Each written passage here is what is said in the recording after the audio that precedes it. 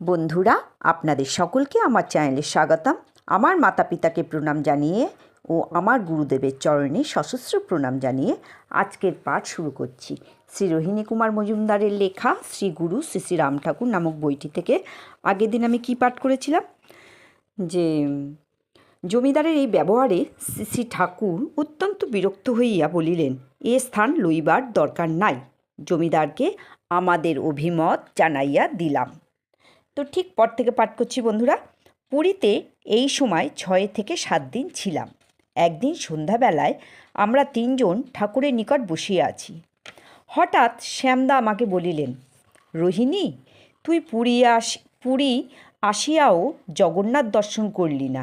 চল, তোকে জগন্নাথ দর্শন করাইয়া আনি। ঠাকুর বলিলেন, ওর জগন্নাথ ওর সঙ্গেই থাকে, মন্দিরে যাইবার কোনো প্রয়োজন নাই। প্রায় 4-5 বার শ্রী ঠাকুরের সঙ্গে পুরী গিয়াছি, কিন্তু কোনোদিনও জগন্নাথের মন্দিরে প্রবেশ করি নাই। কেন জানি না, মন্দিরে প্রবেশ করার ইচ্ছাও আমার বা দর্শনের কোনো আকাঙ্ক্ষা আমার মনে কখনোই জাগে নাই। ঠাকুর পুরীতেই রহিলেন, আমি একাকী চাঁদপুরে ফিরিয়া আসি।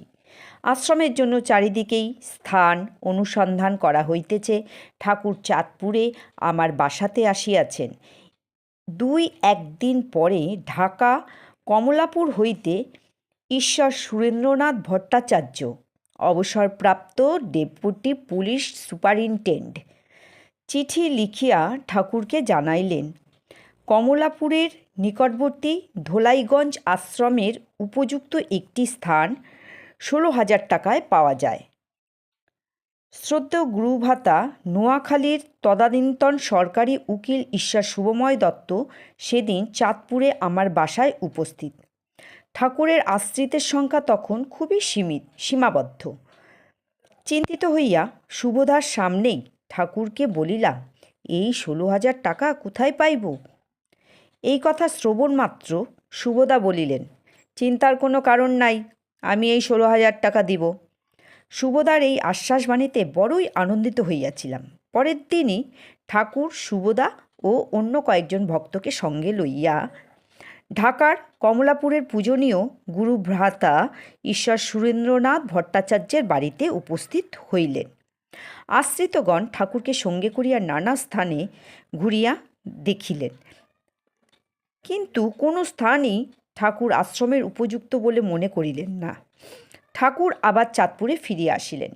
অনেক শহর ঘুরিয়াও আশ্রমের উপযুক্ত কোনো স্থান না পাওয়াতে আমরা সকলেই দুঃখিত ও চিন্তিত হইয়া পড়িয়াছি।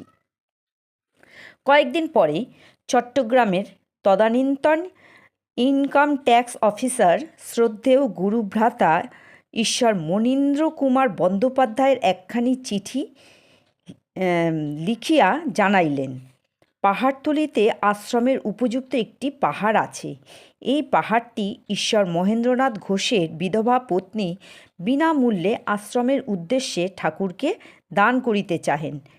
2-3 দিন পরে ঠাকুরকে সঙ্গে লইয়া চট্টগ্রামে আমাদের পূজনীয় গুরুভ্রাতা কন্ট্রাক্টর ঈশ্বর বিধুভূষণ বসুর বাসায় উপস্থিত হইলাম। শ্রদ্ধেয় মণিদা আসিয়া ঠাকুরকে প্রণামান্তে নিবেদন করিলেন, ঈশ্বর মহেন্দ্রনাথ ঘোষের ঐকান্তিক ইচ্ছা ছিল এই পাহাড়টিতে একটি আশ্রম প্রতিষ্ঠা করেন। বহু চেষ্টা করিয়াও তাহার এই বাসনা সফল করিতে পারেন নাই। অল্প বয়সেই তিনি পরলোক গমন করিলেন। তাহার বিধবা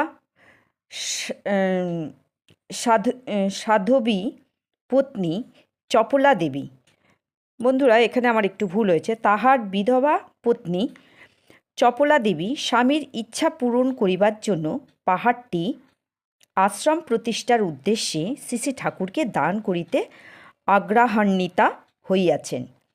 ঠাকুর 2-3 দিন পরে ওই স্থান দেখিতে যাইবেন বলিয়া মত প্রকাশ করিলেন। এই সংবাদ চতুর্দিকে প্রচারিত হইল। ফেনী ও অন্যান্য স্থান হইতে কয়েকজন গুরুভ্রাতাও আসিয়া বিধুদার বাসায় উপস্থিত হইলেন। সবার নাম মনে নাই, তবে মনে আছে ফেনী হইতে অধ্যাপক শ্রী প্রমোদনাথ চক্রবর্তী আসিয়াছিলেন। বহুদিন লোকজনের বাস না থাকায় পাহাড়টির জঙ্গলাকীর্ণ হইয়াছিল। ঠাকুর পাহাড়টি দেখিতে যাইবেন শুনিয়া বিধুদা লোকজন দিয়া জঙ্গলগুলি পরিষ্কার করাইয়া দিলেন।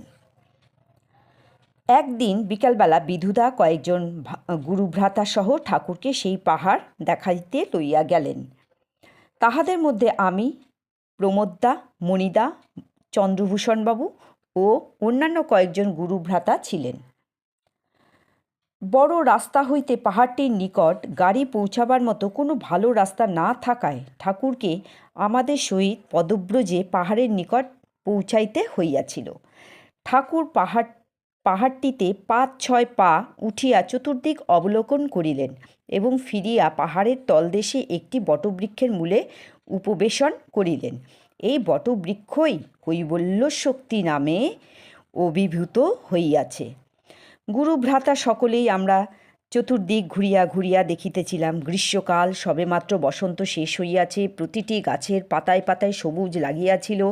পাহাড়ের চারিদিকে ফল ও ফুলের গাছের অন্ত নেই। আম গাছে আম ভরে নত হয়ে রয়েছে, জাম গাছে ছিল অফুরন্ত জাম, বেল গাছের মাথায় মাথায় বেলের অন্ত ছিল না। লিচু, পেয়ারা ও কুল গাছ ছিল অনেক। গাছেরও ছিল না অন্ত, ফলেরও ছিল না শেষ। ফুল গাছেও ফুল ছিল অপর্যাপ্ত।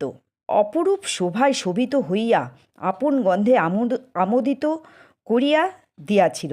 এছাড়াও অনেক রকম গাছ ছিল, যথা গর্জন, তৈলসর ইত্যাদি। বহু সুশোভিত গাছ থাকায় ওই স্থানটিকে অলকানন্দার তীরে নন্দনকাননই মনে করাইয়া দিতেছিল। আশেপাশে আরও অনেক ছোট বড় পাহাড় দেখিতে পাইলাম। মনে হইল যেন থরে থরে বিথরে বিথরে বিরাজছে গিরিরাজ। পাহাড়ের উপরে উঠিয়া দেখিলাম বেড়াশূন্য একখানি চৌচালা টিনের ঘরের মধ্যস্থলে একটি বেদী বিদ্যমান। শুনিলাম স্থানটিতে একজন সাধু থাকিতেন। কালক্রমে ওই সাধু এই স্থান পরিত্যাগের পরে পাহাড়টির এইভাবে পড়িয়া রইয়াছে। চতুর্দিকে দৃশ্য অতীব মনোরম। পাহাড়টির অতি নিকট দিয়া রেললাইন